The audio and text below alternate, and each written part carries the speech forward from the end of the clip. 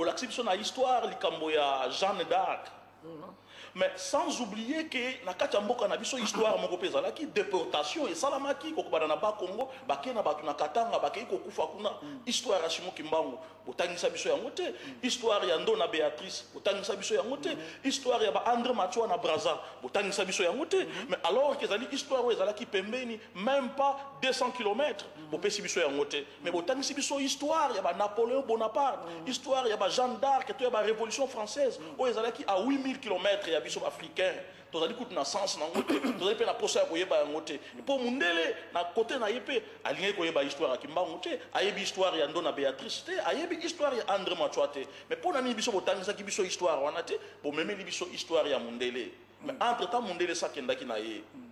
Donc na koki kolobango kezali na contexte wana ezali rapport ya colonisé na colonisateur.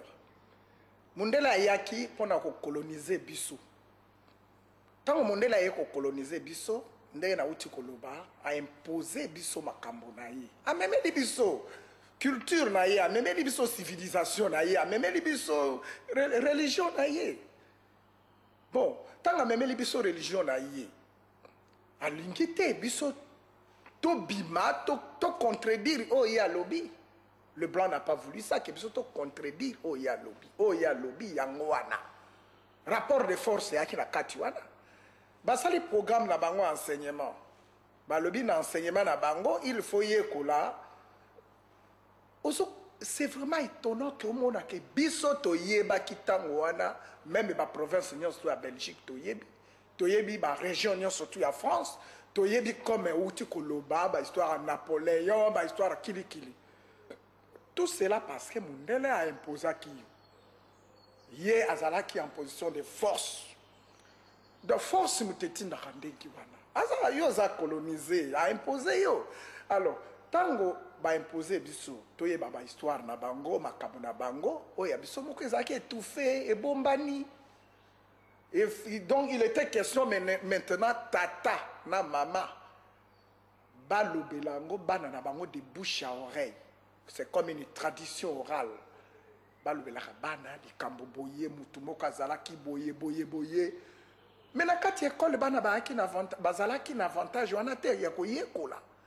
Faut tinyo surtout ya koyekola ba histoire ya batoka batimo Kimbangu ba Matua ba mama o ba imolaki wana o ba tumbaki vivante wana ba mama Kimpavita oui non na Béatrice. C'est connu ba tumingi ba yebi di kambo wana mais pona to yeba ngo c'était de père en fils.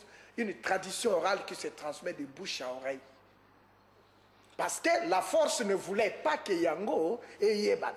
Ce que Yébana qui, les gars qui ont étouffé le système n'a pas embayé la kibisu. Mais il y a d'un côté, il y a aussi la faiblesse, il y a l'autorité dans biso. Tant que tu vois qu'il y a indépendance, tant que tu as un programme, il y a enseignement, il y a histoire. Il fallait introduire. Enseignement qui m'bangi. Dans ma politique, je crois qu'il y a une base de responsabilité, quoi. Ils ont une certaine part de responsabilité dans le côté. Il fallait qu'ils enseignent encore dans Kimbangi, c'était pas enseigné partout. Histoire, il y a Simon Kimbangu enseignant. Parce que il y a une histoire à Simon Kimbangu, il y a une vérité. C'est une connotation purement congolaise. Eza histoire na biso, culture na biso, eza histoire na religion biso, culture na biso makamuto. Ça nous concerne, etali biso. Voilà. Donc il fallait que, excusez-moi, pardon, il fallait que ba autorité ba imposer ango, ba sala na suivi wana, ba imposer ango na bana, ba yeba histoire. Donc il y a que comprendre qu'il y a solo, tozala qui colonisé malgré Mundele Sakendeki, yango wana omoni tozali toujours étouffé na histoire ya papa Simon Kimbangu, tozali kolobela kaka makambo ya mindele ya biso moko culture na biso ezali ko bombama. Mais ya solo ezali mwa moke pasi. Ezali pasi mais tozali ko sala effort pour na to meta ko bima na likambo ya biso parce que je crois que papa yo vandia on a poto les arabes bazana ba culture na bango. C'est vrai oui. Les asiatiques bazana culture na bango mais biso africain culture na biso zali toujours lié na culture mindele alors que tozali ba mindele te mais to ko continuer ma solo na biso ngazali ko kende papa ya solo émission biso to yeli lelo awa tozali ko sala ba recherche sur papa Diangenda Kuntima na na bandi ozali mwana Congo au vivre na Kinshasa oyebi ndenge église Kimbangisa ezalaki ko évoluer. Ouais, si. Mikolo tozali kolobela likambo ya Papa Diangenda. Grand frère, pour vous, qui était Papa Diangenda? Na yebite soko yebaki ye Diangenda Kuntima, o yebaki le chef spirituel de l'église Kimbangis, o ya salaki église au ezala lelo nengo moni ba réalisation nango makambo nango ebele. Pona yo Papa Diangenda zalaki nani? O yebelaki ndenge nini?